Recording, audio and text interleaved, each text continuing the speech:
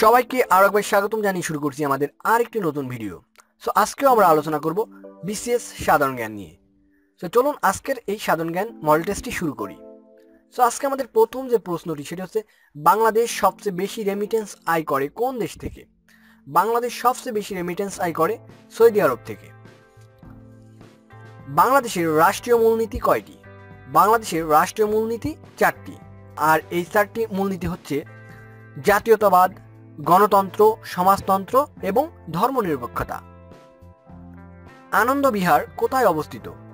আনন্দ বিহার অবস্থিত ময়নামতি, অর্থাৎ কুমিল্লার ময়নামতিতে আনন্দ বিহারটি অবস্থিত। রুশ বিপ্লব সংগঠিত হয় কত সালে? এই রুশ বিপ্লবের আর এক নাম হচ্ছে অক্টোবর বিপ্লব বা সমাজতান্ত্রিক বিপ্লব, আর এই রুশ বিপ্লব সংগঠিত হয় 1917 সালে।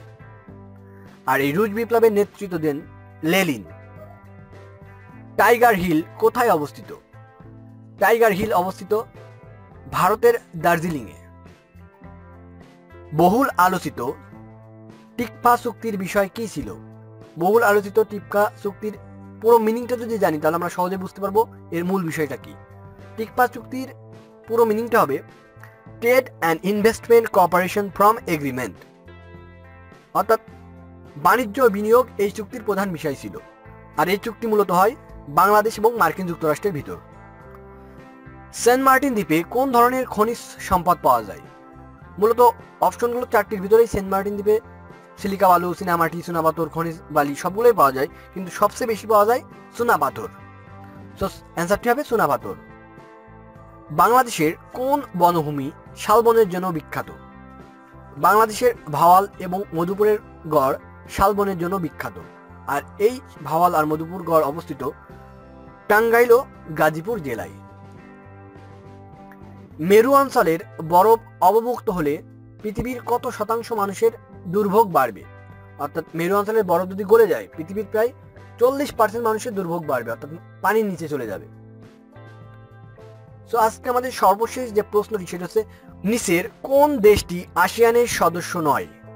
সো আসিয়ানের পূর্ণ মিনিং হবে Association of South East Asian Nation. আর এই আসিয়ানের সদস্য সংখ্যা 10টি। আর এই আসিয়ান প্রতিষ্ঠিত হয়েছিল 1967 সালে। সো প্রথমে আমরা জেনে নিই আসিয়ানের সদস্য সংখ্যা 10টির নামগুলো। সো আসিয়ানের সদস্য দেশগুলো হচ্ছে Malaysia, Thailand, Philippines, Singapore, Indonesia, Brunei, Vietnam, Laos, Myanmar ও কম্বোডিয়া। সো অপশনগুলোর মধ্যে একমাত্র উত্তর কোরিয়া আসিয়ানের সদস্য নয়। সো অ্যান্সারটি হবে উত্তর কোরিয়া। এই ছিল সাধারণ জ্ঞান বিষয়ে আজকে আমাদের আরেকটি নতুন ভিডিও।